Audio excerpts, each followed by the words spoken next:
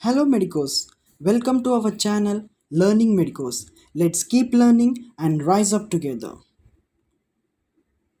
Today we are going to learn about an interesting topic, basics of the cranial nerves. I guess that you all of you know the names of the cranial nerves in the order and also if they are sensory mixed or motor. If not, then please check out the description. We have given mnemonics about how to remember the names of all the cranial nerves in an order and also remember if they are sensory, motor or mixed. Okay? Yeah. So let's talk about our first cranial nerve, that is olfactory nerve. Here I am going to tell you an interesting point that, truly speaking, olfactory nerve is not a single pair. Actually, we do have 15 to 20 pairs of olfactory nerves. Yes, it is true. So, olfactory nerves, okay, they they begin at the nasal mucosa here.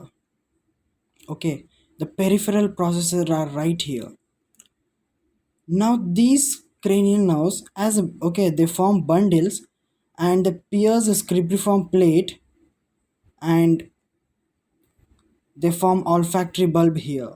The central process here, okay, they form olfactory bulb, and this olfactory bulb is a part of telencephalon.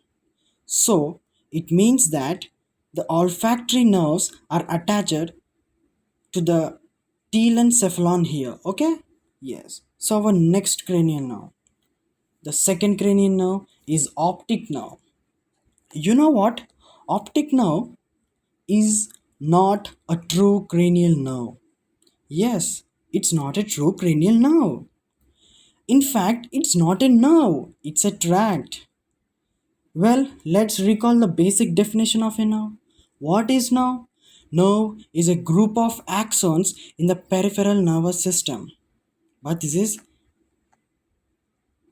actually here, it is a collection of axons in the central nervous system. It means optic nerve is not a nerve. In fact, it is a tract.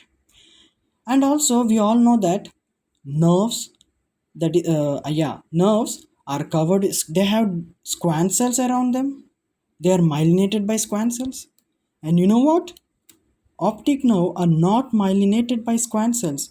In fact, these are myelinated by the oligodendrocytes. Okay, so optic nerve is not a true cranial nerve. It's a misnomer to call it as a cranial nerve. Okay, leave it, it's a tract. So optic nerve, it's actually an elongation of diencephalon embryologically. So it means it's a part of CNS, right? Yeah.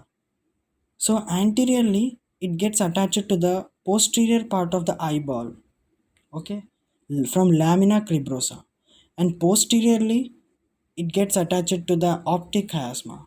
Okay, so optic nerve runs from the posterior part, that is the back side of the eyeball, till the optic chiasma. From here, it's not optic nerve; it's called as optic tract, right? So our next, that is third cranial nerve, is oculomotor nerve.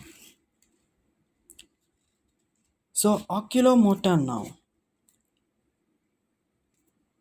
See, this is a midbrain. Okay, what we are seeing is a midbrain.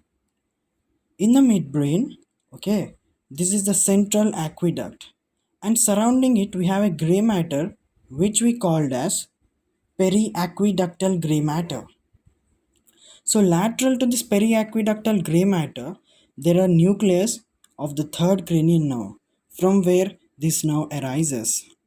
Okay, from here this nerve moves anteriorly and it passes through this red nucleus, substantia nigra, okay, and it comes out from here. So as we all know, these are peduncles. This is a fossa. So this is a fossa in between the peduncles. Hence, we call this area as interpeduncular fossa. Okay. So this third cranial nerve, it attaches to the CNS at the interpeduncular fossa. Okay. So till now we have learned three cranial nerves, of which the first and second cranial nerve, they attach to the forebrain, and this is the third cranial nerve which gets attached to the midbrain. Okay, now we are going to learn the fourth cranial nerve, which is trochlear nerve, also called as ptic nerve. Yeah, this is the fourth cranial nerve.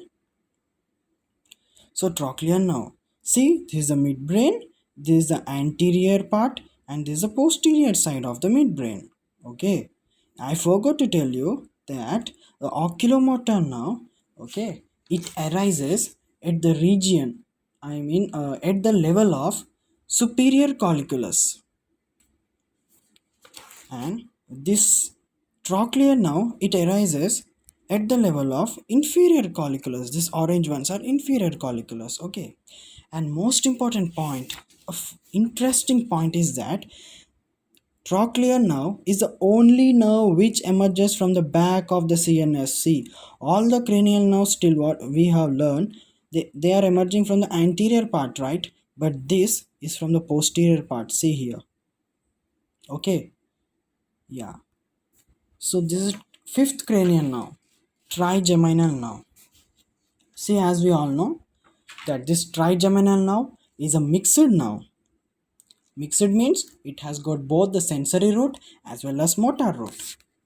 Okay, so this is the midbrain, this is the pons, this is medulla, midbrain, pons, medulla. Okay, brainstem. See, in the pons, this is the middle part of the pons. So this is called mid-pontine region. In the midpointine region, so this is anterior and this is posterior. Okay, so and this is lateral, right?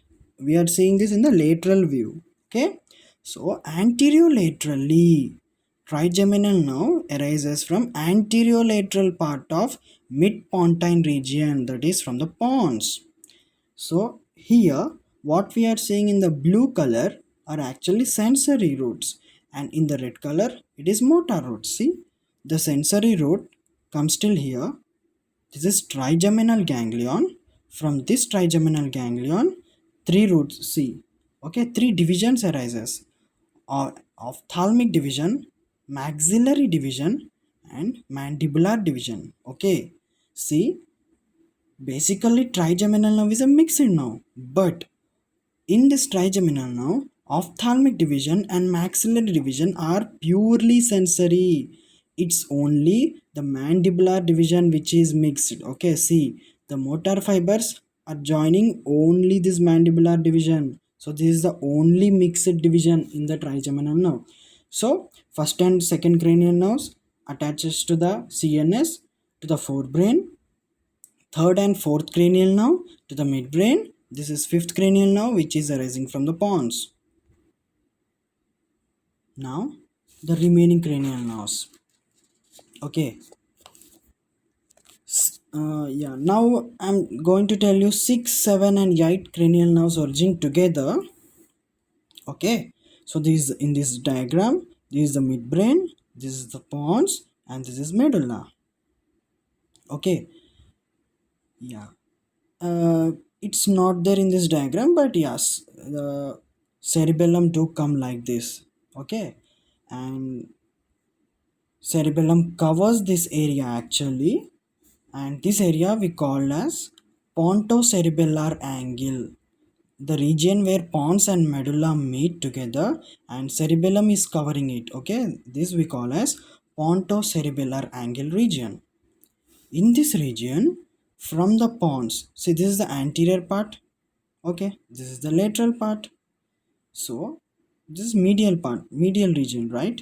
So anteromedially from the pons, from the pontocerebellar angle, see, here comes our sixth cranial nerve, abducens nerve. Okay, sixth cranial nerve, abducens nerve. From where it is arising? At the pontocerebellar angle, anteromedially. Just lateral to it, we get facial nerve. Okay, facial nerve.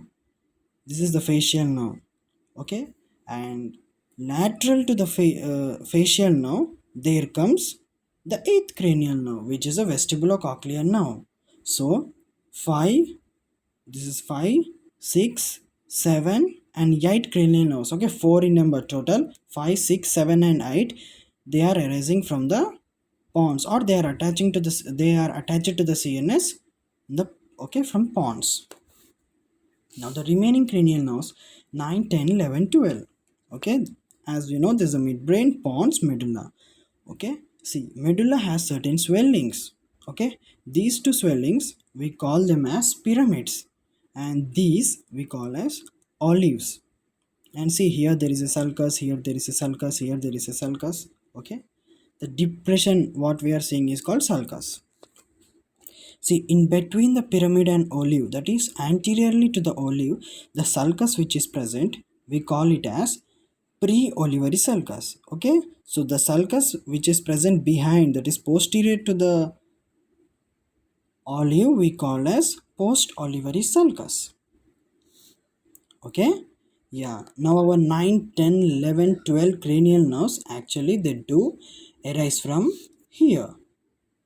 Just below the origin of our eighth cranial nerve, from the post-olivary sulcus, okay, just below our vestibulocochlear nerve, from the medulla, in the post-olivary sulcus, that is a sulcus which is present behind the olive, there arises our next cranial nerve, that is glossopharyngeal nerve, ninth cranial nerve.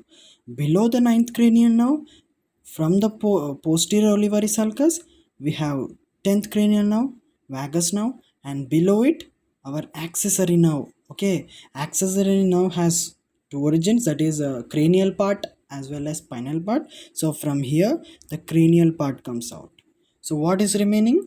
Our hypoglossal nerve. See, I said you that the sulcus which is present anteriorly to the olive, that is in between the pyramid and olive, is called as pre-olivary sulcus. From this pre-olivary sulcus, okay, 12th cranial nerve gets attached here. Okay, so let's revise.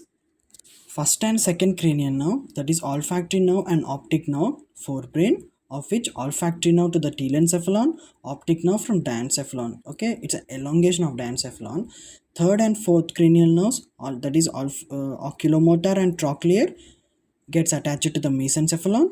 Next 5, 6, 7 and 8, trigeminal nerve, abducens nerve, facial nerve and vestibulocochlear nerve from the pons.